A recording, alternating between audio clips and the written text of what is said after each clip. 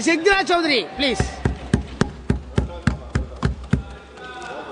धन्यवाद सभापति महोदय। आज मैं यूनियन बजट 25-26 पर अपनी बात रखने के लिए खड़ी हूं।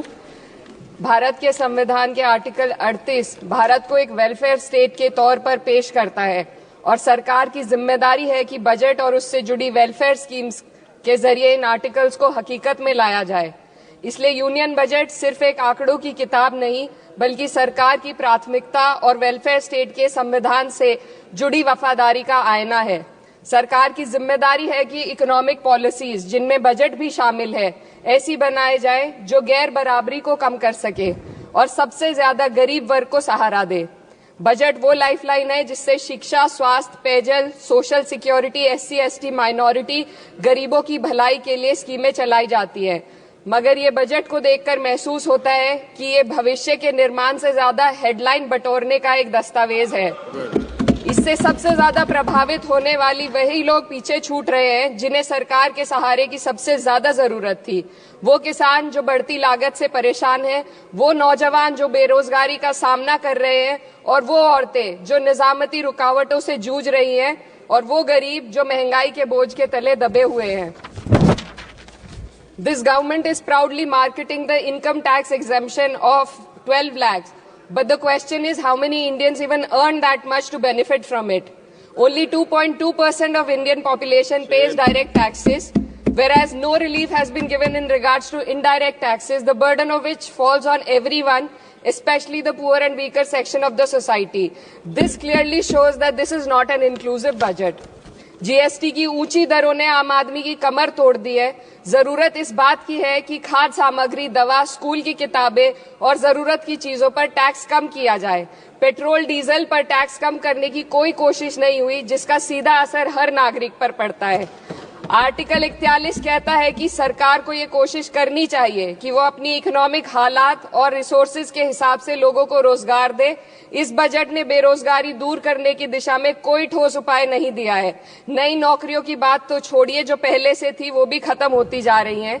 स्किल डेवलपमेंट प्रोग्राम के नाम पर करोड़ों खर्च किए जा रहे हैं, मगर सवाल ये है कि ट्रेनिंग लेने के बाद कितने नौजवानों को असल में नौकरी मिल रही है। सरकार के पास इसका भी कोई आंकड़ा नहीं है।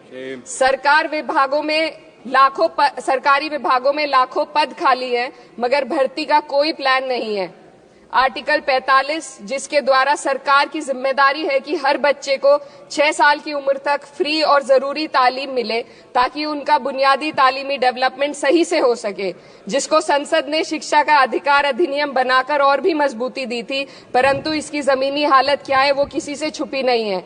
नगरीय क्षेत्रों में सरकारी स्कूलों में शिक्षक न होने की वजह से स्कूल बंद हो रहे हैं तथा दूरस्थ ग्रामीण क्षेत्र के स्कूलों में टीचर ही नहीं पहुंच पा रहे हैं। सरकार कह रही है कि डिजिटल इंडिया और AI से तालीम का इंतजाम होगा, मगर जरा जमीन पर देखिए, उत्तर प्रदेश में सिर्फ 22% सरकारी स्कूलों में कंप्यूटर है।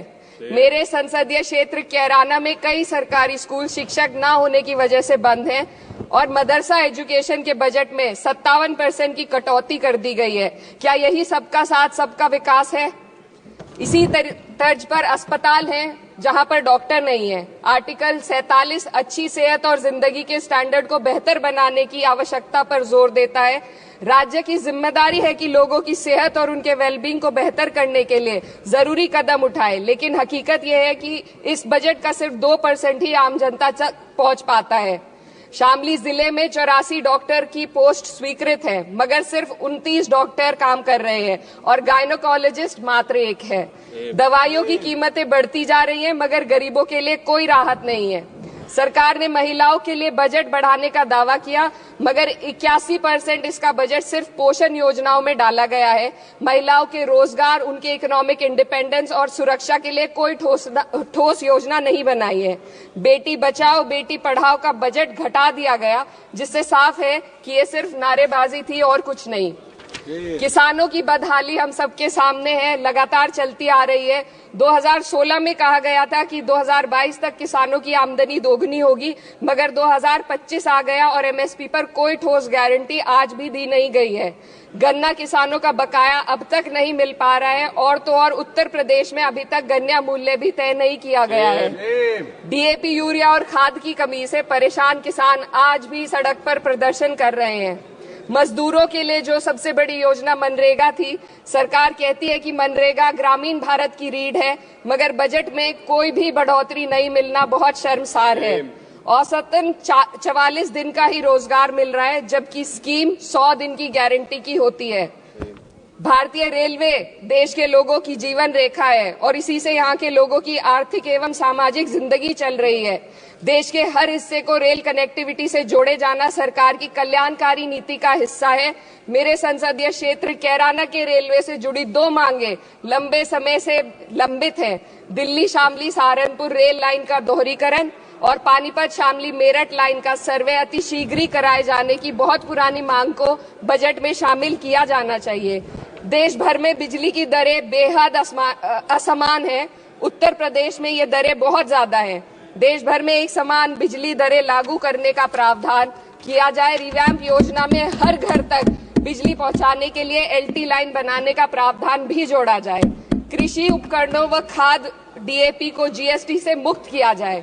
किसानों की एमएसपी की मांग को पूरा करने के साथ साथ उत्तर प्रदेश के किसानों को गन्ना मूल्य निर्धारण पिछले वर्ष से बढ़ाकर किया जाना बेहद जरूरी है।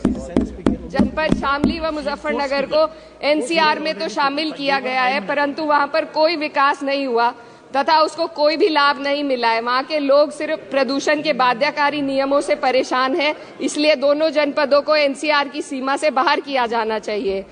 मेरे संसदीय क्षेत्र में मैं कुछ चीजें बजट स्पीच में ऐड करना चाहती हूँ। एक, ट्रॉमा सेंटर और जिला अस्पताल के अपग्रेडेशन की भी मांग है। जनपद शामली और सहारनपुर में एक महिला डिग्री कॉलेज खोला जाए। कैराना में जस्ट कंक्लूडिंग, यमुना नदी के घाट पर सौंदर्य कार्य का भी कार्य जोड़ा जाए। जनपद शामली में टेक्सटाइल पार्क की स्थापना की जाए और जो संसद निधि है, सांसदों को केवल 5 करोड़ रुपए दिए जाते हैं और एमएलए, उत्तर प्रदेश के एमएलए को भी 5 करोड़ दिए जाते हैं। हमारी मांग है या तो इसे बढ़ाकर 25 करोड़ किया जाए या फिर सिरे से खारिज किया जाए। The union budget was an opportunity to address the pressing. Sir, just 1 minute. Please, 2 more speakers are in your party. Sir, just pressing concern of India's citizen, rising unemployment, soaring inflation, crumbling public services, and deepening rural distress. Yet, instead of offering real solution, the government has focused on optics and half measures. While tax relief for the middle class is welcome, it does nothing for the millions who earn too little to benefit from it. Education remains underfunded. Rural employment stagnates and farmers continue to struggle without meaningful support. The delays in conducting the census and caste census further exposes the government's disregard for data-driven policy making and social justice. India needs a budget that prioritizes its people, not just its economic headlines. A budget that invests in human capital, strengthens social security and ensures dignity and stability for all. But what we have instead is another missed opportunity, one that fails the poor, the youth, the farmers and the women of this country. Budget प्रस्ताव पर अपने विरोध को मैं 2 पंक्तियों में आपके सामने रखना चाहूंगी। बेदम हुए बीमार दवा क्यों नहीं देते?